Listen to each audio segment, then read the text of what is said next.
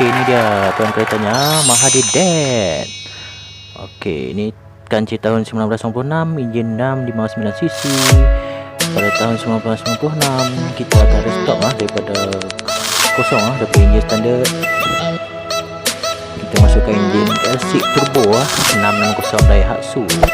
Hey there, Ini keadaan enjin. subscribe to my channel and also press this bell icon. Buang enjin. Okey, kita dah buat turun enjin. Kita masukkan cat enjin bay kalau biru okey. Okey, ni hasil dah siap okey, dah nak mantap sekarang okey. Ini keadaan dan keadaan sekarang mati cantik. Ini keadaan dia.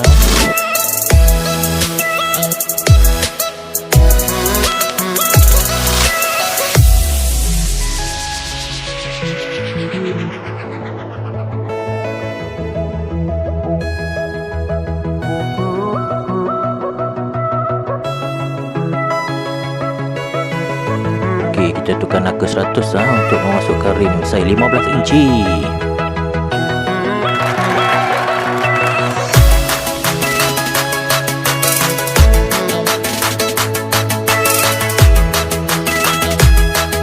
Okey, ini dia rim 15 inci SSR 15 inci.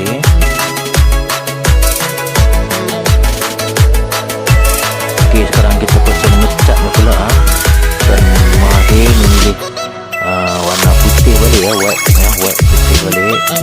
Keadaan masa sedang mengecat. Ini hasilnya. Sombong amat.